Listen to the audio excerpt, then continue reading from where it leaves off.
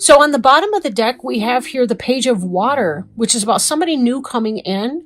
Could be romantic. The Page of Water tends to make a tangible offer of love. So in a lot of the decks, you see they're holding a cup, a chalice, and there's a fish coming out of it. And that's the idea, that they're offering you something real. It's not just kind of a pie in the sky idea, or that they're just playing and giving you a bunch of lip service, but this is somebody that wants to bring something in. So if you are single, this could be that offer of love. If you are not single, if you're in a relationship already, this could be that you are beginning a new pursuit. You're doing something that you feel passionate about, something that you love or really enjoy doing, or that you're about to be embarking on that. So let's take a look at the rest of these cards and see where that comes into play. Covering you, we have the Five of Earth. This is the basic energy that we're operating with at this point.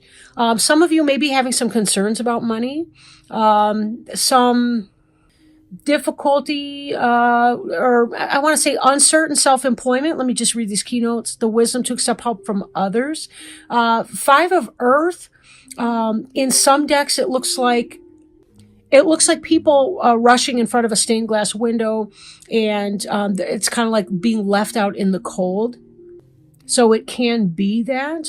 There may be some area in your life where you're feeling like it's not quite matching up materially. Some of you, it may be disappointment in an existing or established situation.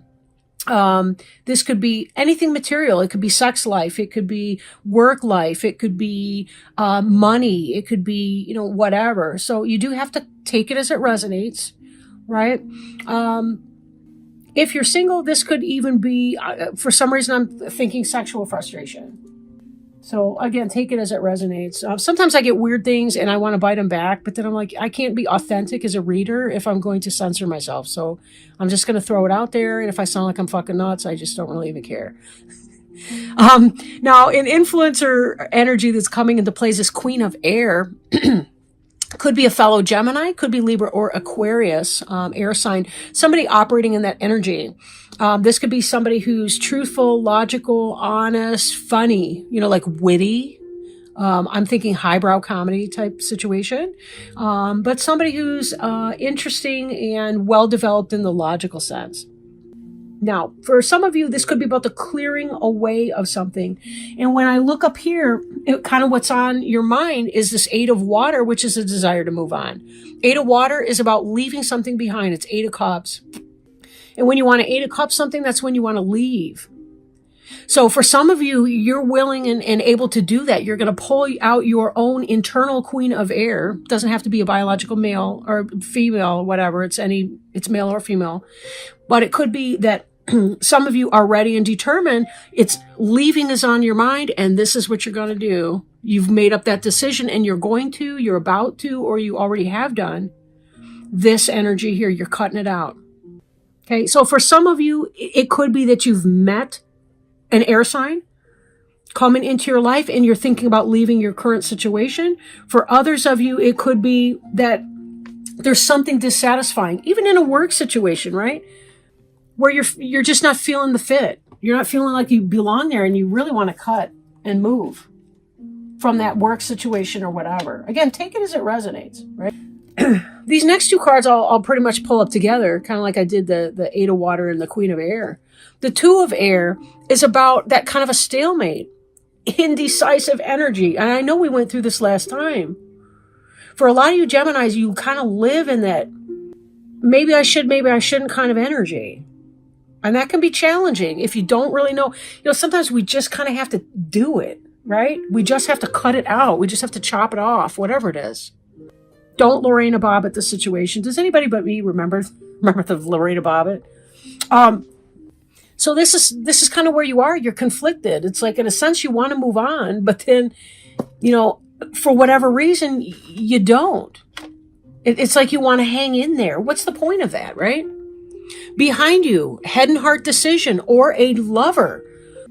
If you've been single or if you've been straying, this would be somebody comes into your life, this lover, possibly a fellow air sign. And you're feeling conflicted because of it. You're not sure what to do in this situation. You want your cake and you want to eat it too. I could make a bad joke with that. I don't know you that well. I won't. But Lovers is about balancing energies. This card represents Gemini. So for some of you, you could be a Gemini connecting with another Gemini. Quite possible, right? Or head and heart decision that you have to make, which ties back in with our Two of Air. But either way, it's the sense of a conflict in here. You're interested in somebody. You're not feeling the satisfaction over here in something that you've built. And you're questioning whether or not you should cut and run, move on or not. It's not an easy position to be in. And please don't mistake me for making light of any kind of situation like that. It's not a comfortable thing. Now, if you're single and this is coming in, you have some person in your life. There may be some kind of difficulty and you're undecided what to do about that. Part of you wants to cut that out, whoever this person was. But it looks like this person in your recent past was a good balance for you. In a general reading, I sometimes get different storylines kind of simultaneously. So, I mean, if this is that person for you, not that you've been single because this would be your past tense, but you know what I mean? Like, this person here, you're thinking, do I cut them out because something's going wrong in here? And a part of you does feel left out of that situation, or maybe you can't be fully yourself with it. You're feeling indecisive. What are you fearing?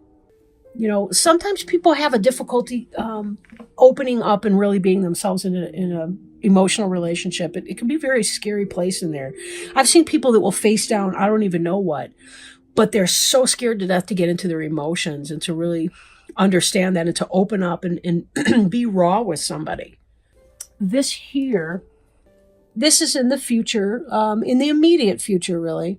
But these are some plans that need revision, more going on that meets the eye, or poor timing. I see this as a carousel, like a bunch of carousel horses going around in circles.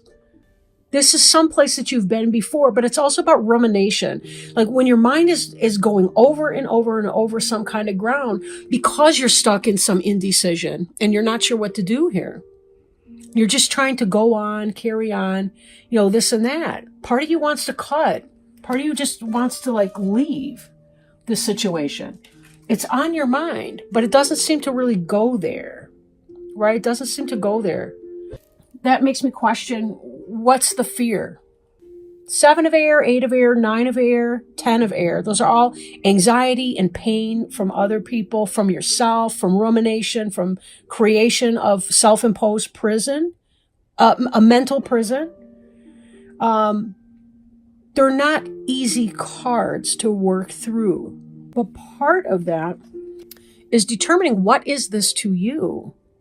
Again, for some of you, this could be this lover that comes into your life. For others of you, it could be that you want to make this head and heart decision. Part of you wants to cut out whatever that is because you've got your eye on something else. There's a vision that you have for something that could be better. You want something to move forward. This horse is moving forward. It is not on that carousel that we saw here in the 7 of air.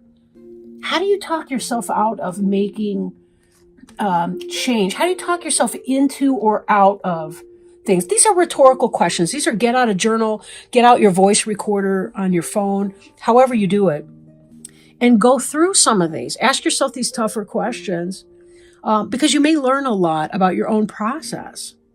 Some of you, because Gemini is really smart typically, so some of you may need to step out of your thought process and lower it down, you know, about a foot or so from your brain into your heart.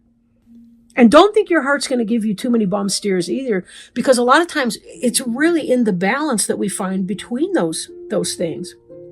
We do have, well, I don't want to get caught up in that per se, but our heart communicates to our brain as well as the other way around. In fact, our heart communicates more to our brain than our brain to our heart, which is interesting because you think the brain's in charge of everything. But no, we really need that. Our heart is a centerpiece between our lower chakras, right? The ones that have to do with manifestation, creation, building, material. And the higher levels, which are the throat, the ability to speak our truth, speak who we are, say what's on our mind, our intuitive centers, our knowledge, right? Our connection with source, our downloads that we receive from spirit or from our higher power, from our wise mind, however you want to frame that, right? When we live closer into our heart chakra, we have that balance between our material, I need to get shit done, and our thinking processes and our spiritual contentment. All right, lecture over, I suppose. The card representing you is the Wheel card. The Wheel card, I'm looking at the 10 up at the top. The 1, 10 reduces to 1 in numerology. 1 is about self. It's about self-empowerment, self-care, self-love, self-respect. It's not about selfishness. It's about self-care, right? Self-respect. But it's also a higher octave, because it is a 10. It's not the 1, it's the 10. So it's at a higher level. I guess the point that I'm saying is this is really about you leveling up into that place where you can be more authentic. And Archangel Michael walks us through a lot of the journey that has to do with our purpose, our soul purpose on earth, this rotation. I don't know if I believe in past lives or not. I don't want to go there, but I don't know, right? Because whatever the programming, the computer program in my brain for this life is not to remember the other lives, really. And we haven't worked on that so much in my healer class yet, but we're getting there. But I guess the point is, this is about you learning how to level up. And the Wheel has to do with, there's help behind the scenes. There's people that are put into your life for a purpose. Sometimes it's a karmic lesson. You're learning something. It's about your personal growth and development. Soulmates, twin flames, whatever. All of those individuals are brought into our life for specific purposes of growth. And I really think that's about learning self-love and other love and trying to find a balance between the two of them. How can I love myself and set limits with you without being selfish against you and ignoring your needs, because I also want to respect and honor you as well? Where do we find that boundary? Where do we set that line?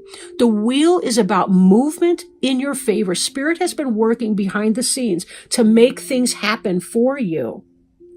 Don't shut it down, right? Don't shut it down. This is about divine timing and deliverance to you at a place where you're ready to receive it. Even if you don't know that you're ready to receive that. They're working in your favor. And this card represents you and the role that you are in that. Okay? In the Environment card, this can be about missing that opportunity. The 1 cup that we see here has to do with self-love, self-care. In fact, we're going to see this card in a moment. I'm peeking ahead. This is about missing an opportunity. This is, sometimes this is called the old maid or the bachelor card. It's sort of like no offer that's made to us is good enough. This could be some of that self-doubt. I'm not good enough. I don't want to self-disclose. So I'm turning down what seems to be a balanced relationship or a balance within myself because there's something in me that I'm rejecting. For some of you, this reading is about yourself and your relationship with yourself. Others, it could be about another person. This is scaring me. And so I want to cut it out, right? I'm afraid and I want to cut it out. I want to reject this beautiful offer that's been coming in because I have fear. I don't recognize all the work that's been going on behind the scenes to orchestrate this meeting, this introduction. I don't recognize it. It's time for me to accept myself, to accept my direction in life. My purpose. Hopes and fears. 10 of fire. This is about responsibility. Taking on too much. This is what you're afraid of. Am I going to overburden myself with that? It's a lot of work. Yes, romantic relationships, even when we want them, are a lot of work. New job opportunities, whatever. That's a lot of work. It's a lot to do. Sometimes we get health concerns because we're stressed out. We can get overburdened. We can burn out. The 10 of fire. Again, that's kind of towards the end of a cycle, a completion of a cycle, the 10. But that's the point where the passion is, it's overwhelming at that point. It's burning down because your back is feeling the stress. You're feeling tired from it. That's kind of the fear, in a sense. Maybe there's a party that wants to be done with all of that. Maybe you want to be overburdened and overworked because then you don't have to face this internal mess, which isn't really all that messy. It's not really all that bad. It's very human. It's very human. Is there somebody you can talk to receive some clarity on the conflict that you're experiencing?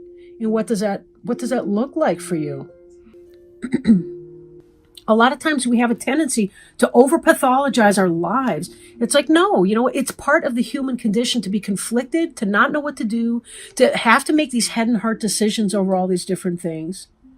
Is there some kind of a cycle that is coming to a completion and you're recognizing that? And that's where this idea up here about 8 of Cupsing the situation. I listened to another reader. She's like, 8 of Cups, that ass. When she's like, you need to be done with this person. Or whatever that situation is for you, right? Again, general reading. Now, the final outcome card is Ace of Water, falling in love or resurgence of a relationship, spiritual growth and enhanced intuition and a new home. That could be what some of this block is. If you've been feeling kind of left out in the cold, you've been feeling like whatever it is that you've been in, it has not been satisfying for you, but yet you fear cutting that or making that change. What's that about? Ace of Water is very much so about self-care, however, and self-love. It's not not 2 aces. It's not the 2 of Water, which is a soulmate relationship. It's the Ace of Water. It's about loving yourself enough to be able to do some of the tough stuff. I know sometimes things take a lot of time to get them going, especially if you've built a situation. You're at a job, for example, and you feel like it's time to move on to a new job, a new purpose, even a career change, something significant. It can be really hard to do. It's like, I put so much time and energy into this. Why am I going to stop that now? Well, the fact is, when it's done, it's done. Okay, so you've had 10 years at your job. Do you want to be looking back at 20 years into the job and saying, something, I'm still not feeling content here. I'm still feeling left out in the cold. I'm still having fears about my material well-being. I'm feeling uncertain about my ability to maintain and to manage on my own. You're talking yourself out of something. Again, that's the 7 of air energy. This is about worries and concerns. Rumination, right?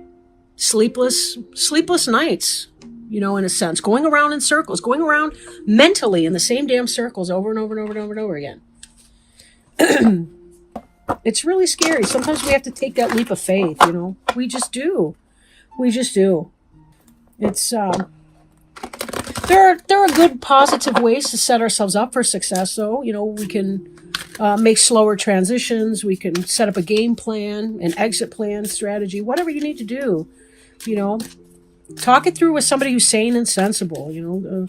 Could be a therapist, could be a best friend, could be whatever. All right. We had a jumper, so I'm going to go ahead and take this. All right. This card is focus. And focus. Think about what you want, not what you don't want. Oh, this is already spot on, isn't it? I'm going to go ahead and pull it up. Not to be a shit, just, in your face with it. I'm not trying to be like that. I'm just, it's whatever. It's what I do. It's what I do. Think about what you want, not what you don't want.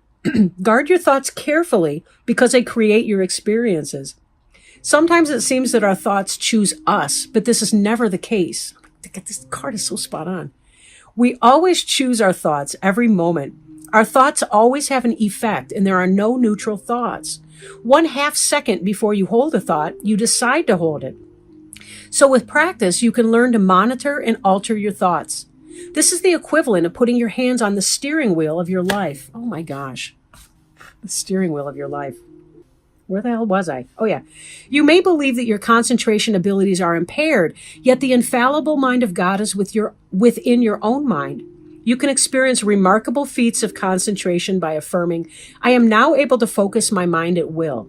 I hold only loving thoughts, and my angels act as my gatekeepers in establishing a steady stream of thoughts of love.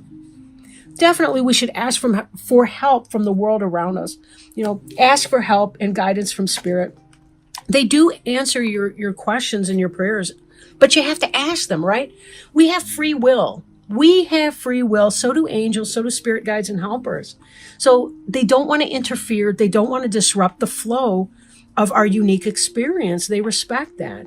So sometimes we do have to ask for that. And then be sure that you have quiet time, meditation moments. Look for signs, especially if you see something 2-3 times or more.